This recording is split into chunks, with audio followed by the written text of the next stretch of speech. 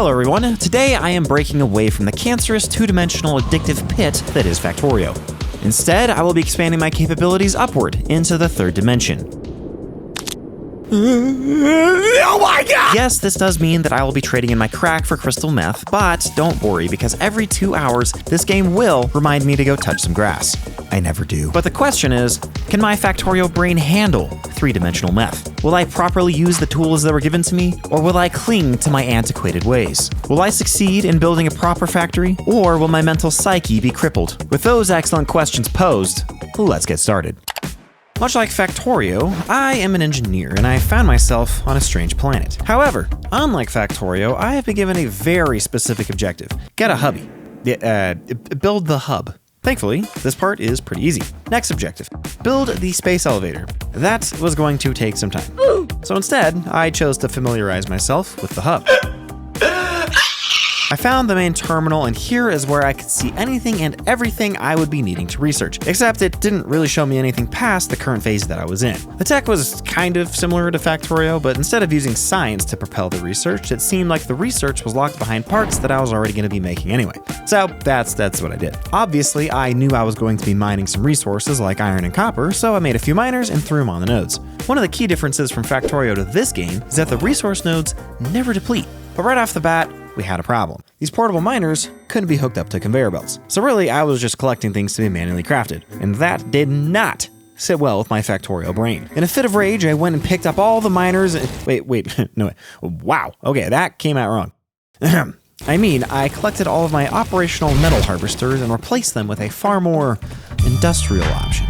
This way, I could at least hook them up to smelters and feed them into storage containers for later use. But while I was doing this, I may have gotten distracted by some shiny lights in the distance. This was my first run-in with the power slugs. If you haven't played the game, power slugs are essentially this game's version of speed modules. What this means is that you can't make speed modules, you just have to find them around the map. After discovering that, I went back to my operational metal harvesters.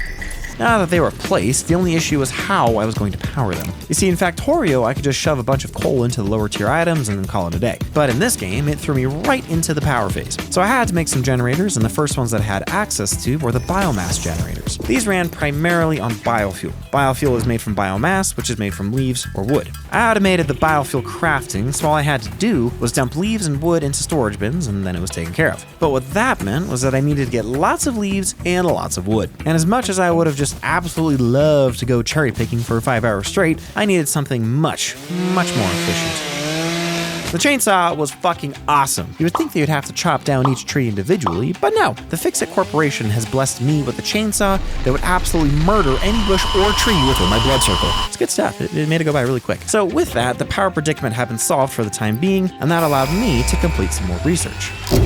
But honestly, everything was taking way too fucking long to craft by hand, and anytime I thought about automation, it just made my fucking palms itch, you know? But as eager as I was, I knew how chaotic a factory could become if you didn't first lay a good foundation. And by that, I mean managing resource availability. And by that, I mean a big ol' fat chunky monkey bus. Now, I didn't really know if this game was going to thrive with the bus strategy, but I couldn't imagine why I wouldn't. I mean, one of the main key differences from this game is that you can build up. My bus didn't need to be limited by how wide underground belts could go. No, I could have it be as tall as I wanted it to be. So I looked around and I found a good place to point the bus, and then I started building. I already had all the resources from the miners that I put down, so I connected all the inputs, I created the outputs, and the bus had been made. And look, I really do wish I scooted this bus like, I don't know, fucking 5 feet forward, because trust me, that fucking boulder man. Ay. Anyways, so now that the bus was set up, I began automation. After some time had passed, I finally had enough resources to build the space elevator. But the big question was, where? This thing was huge. It was almost as big as your mother. I decided I should keep it close to the factory, but not in the way of the bus. So after I collected all the materials, I slapped it down, and with that, phase 0 was complete.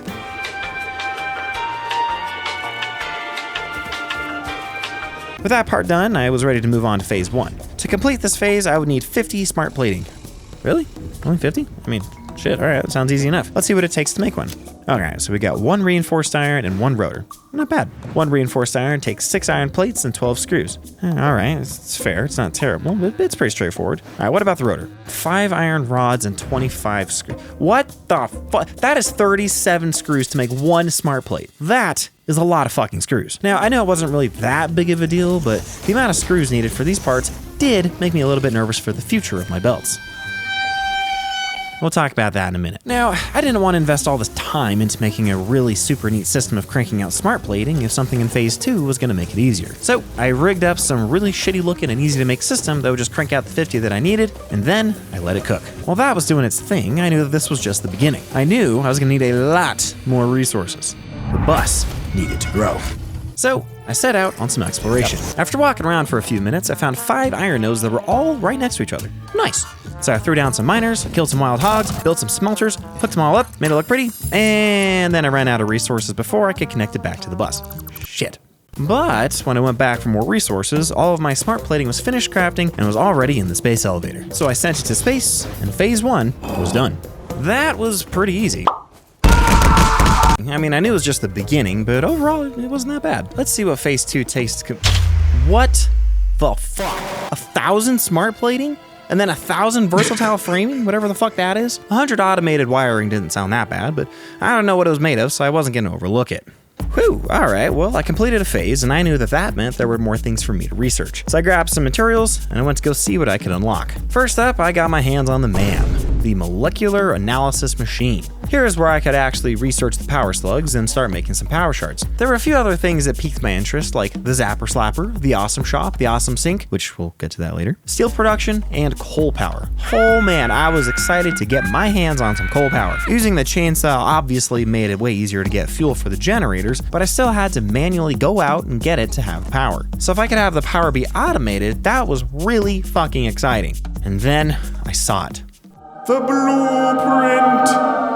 But before I could get started on any of these new toys, a few things needed to be done first. Firstly, I needed to finish beefing up the bus. I spent all this time making a shit ton of iron, and I hadn't even fucking hooked it up.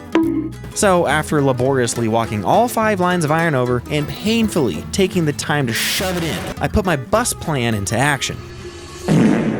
This meant building upwards. I had my own ideas of how I was going to do this, and I spent a lot of time trying to get it right. I'm talking hours, okay? And then come to find out that I had completely wasted all of my fucking time.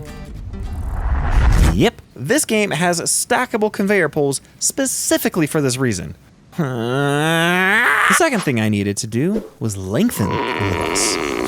All of these new parts were going to need automation, and more automation was going to need more space. So the first thing I did was I selected my entire automation setup and I smashed the delete. You see, I wanted to make the bus 4 iron wide and 4 copper wide, and then anything else I needed I could just stack on top. So that's exactly what I did.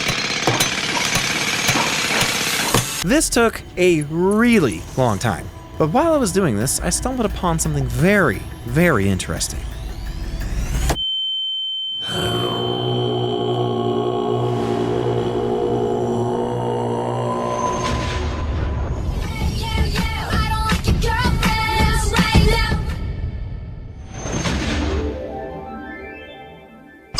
As much as I wished that's what happened, it sadly was not. Instead, I was instructed to research it in the MAM. I really had no idea what it was even after researching it, so to be honest, I kind of forgot about it. With the bus squared away, I was determined to remake my automation. Except this time, I was gonna make a storage bin for every part that I made, and that way I would always have resources at my disposal. My primary objective now was to unlock coal power, but the only issue was that I needed a hell of a lot more power to get there. So I reluctantly made a few more biomass generators and hooked it all up. Now I could actually make the automation for the parts that I was going to need to unlock coal power. So after running around and collecting materials, I did some manual crafting, and then I completed the research. Coal power in this game works almost identically to Factorio's hydropower system. The only 2 differences that I've ascertained are that 1, the steam boiler and the steam generator are combined into 1 unit, and 2, the pipeline system in Satisfactory is very specific about how much water can run through it. I know Factorio pipes technically have a limit, but usually you can just throw in an extra pump and then you can forget about it. Much to my dismay, Satisfactory pipes do not work like that. But I am getting a little ahead of myself. So to start off, the coal vein that I found can provide 120 coal per minute. One coal generator uses 15 coal per minute. Ergo, I can have 8 coal generators. Now, one coal generator also consumes 45 water per minute, which equals 360 total water per minute. To get water, I need to place down a water extractor, and each one of these generates 120 water per minute. So if I made 3, it would be perfect. I could have 3 water extractors, 8 coal generators working perfectly with one coal node. Pretty simple, huh? Not so fast. The issue is that we need 360 water, but tier 1 pipes can only handle 300. Blech. So I would have to mix the 3 extractors' water output and then split it equally amongst the 8 generators. After some finagling, I got this. It's not my proudest work, but it did the job. And because the coal would never run out, I was now free. I would never need to use my damn chainsaw ever again. Right? With my base totally covered when it came to power, I was now free to make as much automation as I could possibly fathom. Seeing as how I was going to need 1,000 smart plating, I figured that it would take quite some time to craft. So I made that first. And here is where I suffered from the acute illness known as fucking screwitis. Jesus fucking Christ, moving these screws was a goddamn nightmare. So in Factorio, the bus is almost never just iron and copper. No, usually you add in a line of green circuits, even though you can make it from iron and copper, solely because of how many things use them. So I figured this game would probably be the same. Because of this, I revised my bus to be compatible with intermediate product integration. I did this by spacing the inputs to every other slot. That way, I could shove the intermediate products into the open spaces. I even color-coded it to know which lines were inputs and which ones are add-ons. You like that? I liked that. I thought it was pretty good. Screws were my first green circuits. Or so I thought. I went all out on these screws. I was like, I got 16 lines of iron. Let's make at least 4 lines of screws. And that way, when I need them, I could just pull it off the line. So I took all this time and I made a shit ton of screws. I threw them in the bus and then proceeded to use all 4 fucking lines 20 feet down the bus just to make 5 goddamn smart plating per minute. Screws were not my first green circuits. But nevertheless, smart plating had been automated, and I was ready to move on to versatile framework. However, to make these, I was going to need some steel. I saw what I needed to make it, and I was determined. I have decided.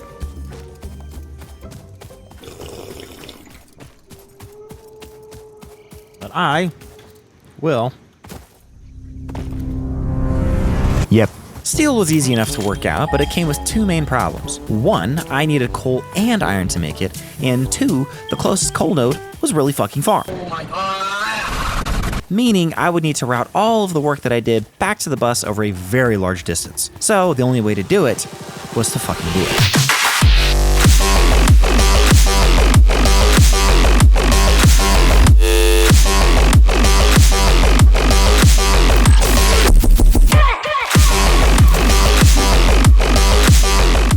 I found the coal first, but the only problem was that it was on the top of a fucking cliff. I will walk up there. I placed down the miner and then promptly got distracted by some shiny lights. Ooh, power slug. I grabbed the slug, but then I saw something.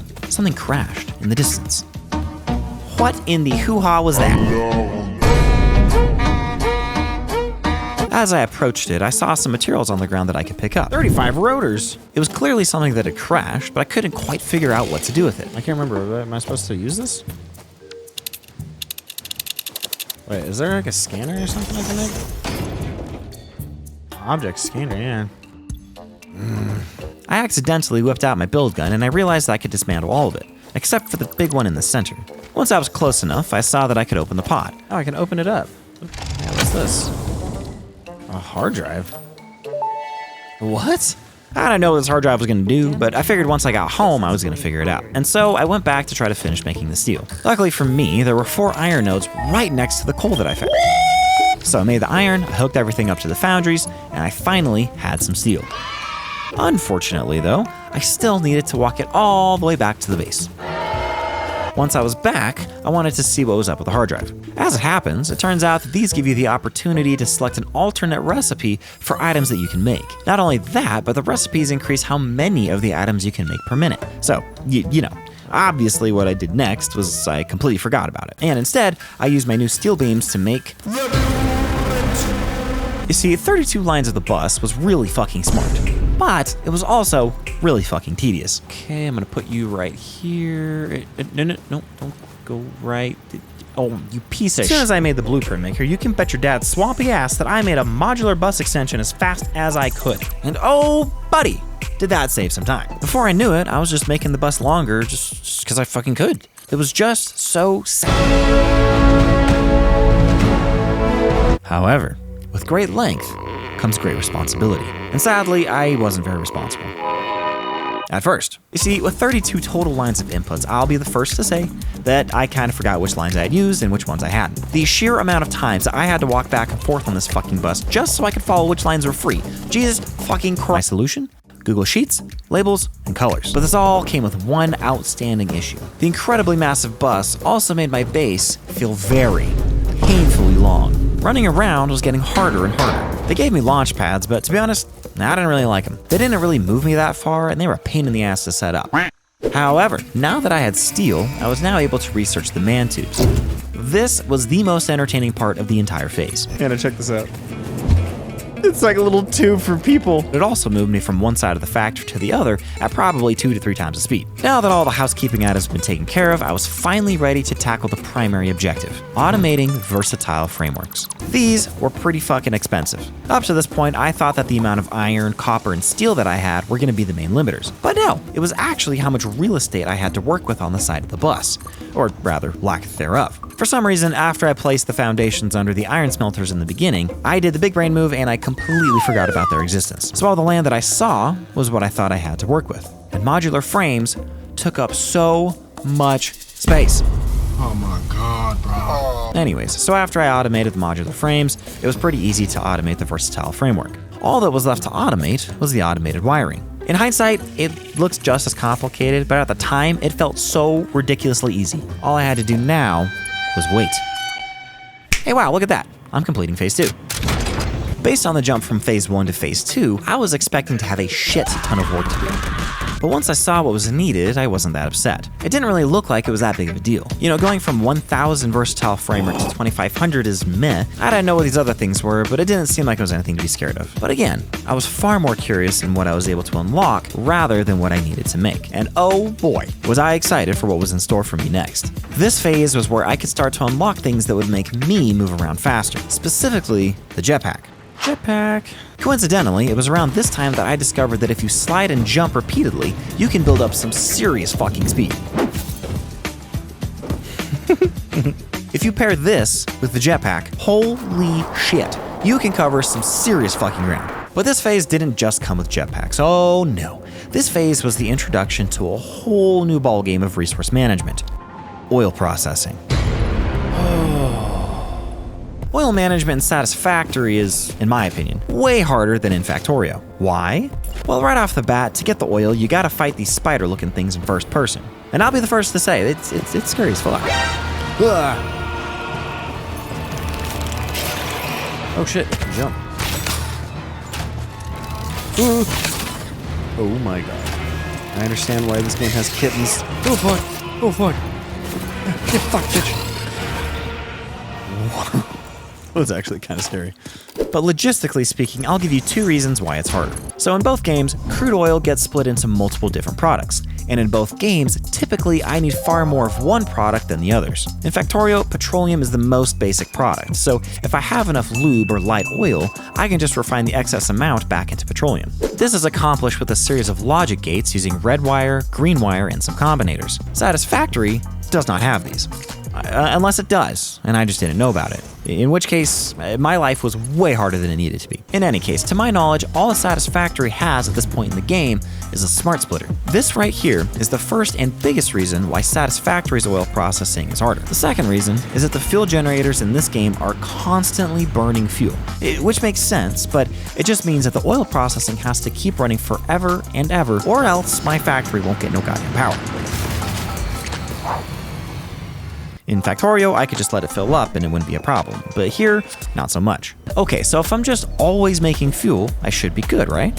Well, not exactly. To make fuel, I also make resin. If I don't use the resin and there's nowhere for it to go, then the refineries can't make any more fuel and my power runs out. How do I know this? I don't want to talk about it. So the simple fix is to make refineries that combine water and resin and turn them into plastic or rubber. Okay, good to go.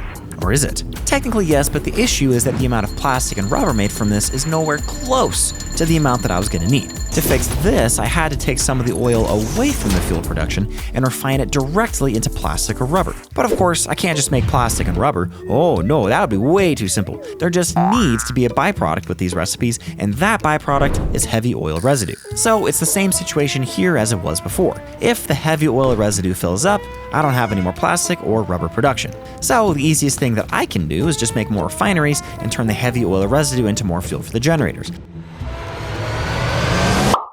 But now, I have too much fuel, which means I can't make any more rubber or plastic. So what I had to do was use some of the plastic and turn all of the excess fuel into packaged fuel. Okay, so we are done now, right? No, now I have too much plastic and rubber for my current factory to handle. If these storage bins get too full, then there's nowhere for the plastic and rubber to go. If I can't make those, then there's nowhere for the resin to go. And if there's nowhere for the resin to go, then I don't get fuel. And if I don't get fuel, then the whole goddamn factory shuts down. So, what do I do? Well, the first solution is to just make an ungodly amount of storage so that it feels like it never fills up, but we all know that it will eventually. I could also manually empty things out when it gets full, but to me, that sounds like total bullshit. So my solution was to send all of the excess material to the awesome sink. For those of you that don't know, the sink allows you to turn any excess resources you have into coupons. Once you print out the coupons, you can take it over to the awesome shop, and there you have a variety of things that you can buy. Almost everything in here is a quality of life update, like ceiling mounted conveyors, signs, different kinds of foundations, blah blah blah. At the end, here's what the oil processing looks like from the top. And I gotta say, I'm pretty proud of how it turned out. After all of that factory building, I'll be honest, I needed some fresh air. I figured if I went exploring, I could find some more power slugs and some more hard drives. And while I did find both of those, I found so much more than that.